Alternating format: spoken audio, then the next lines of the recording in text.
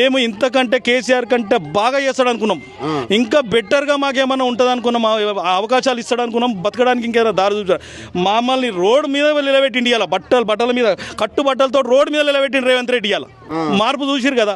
నేనేమంటున్నా, 7వ పథకం అయినా మనసులో పెట్టుకున్నాడు రేవంత్ రెడ్డి. 7వ పథకమే హైడ్రా.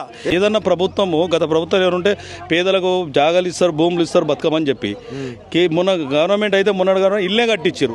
ఈ ప్రభుత్వం మరి వీళ్ళకి రోగం వచ్చిందో ఎవరికి వచ్చిందో ఈ ముందస్తు ఇంటిమేషన్ లేదు, మరి నోటీసులు లేవు, కరెంట్ వచ్చింది, డ్రైనేజ్ ఉంది, అందరు రిజిస్ట్రేషన్లు ఉన్నాయి, అన్ని చేసుకున్నారు. మరి ఇది ప్రాబ్లం ఉంది అని చేయొద్దంటే ఎవరు కట్టకపోతుండే కదా, ఎవరు కొనకపోతుండే కదా. ఇక్కడ ఇప్పుడు అయినా రేవంత్ రెడ్డి చెప్పాలి మా పరిస్థితి ఏందో, కాంగ్రెస్ ప్రభుత్వం చెప్పాలా. ఇప్పుడు మేము ఏం చేయాలి? 6 పథకాలలో ఇప్పుడు ఇది ఒక పథకం ఉందని చెప్తే మేము రాకపోతుంటాం కదా. 7వ పథకం హైడ్రా అని, ఈ హైడ్రా తీసుకొచ్చి అదే ప్రచారం 6 పథకాలలో 7వది ఉందనంటే మేము ఏం చేసుకుంటుంటామో. ఇలా ఏడ్చే పరిస్థితి వచ్చింది. ఇంట్లో సమాన్ కూడా తీసుకోలేని పరిస్థితి. మొత్తం చిన్నపిల్లల బట్టలు, స్కూల్ బట్టలు, ఏమి మొత్తం రేషన్ కార్డుకి మీద ఇప్పుడు చూసిరు కన్నా రోడ్డు మీద నిలబడ్డాం మేము.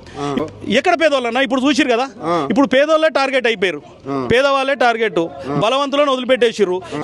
అన్ని రిజిస్ట్రేషన్లు ఉన్నాయి. అప్పుడు కాంగ్రెస్ గవర్నమెంటే కదా ఇచ్చింది మాకు, అప్పుడు కాంగ్రెస్ గవర్నమెంటే కదా ఇచ్చింది. కాంగ్రెస్ గవర్నమెంట్ ఇచ్చింది, కాంగ్రెస్ గుల కొట్టేస్తుంది. మరి ఎవరికి చెప్పుకోవాలి మేము?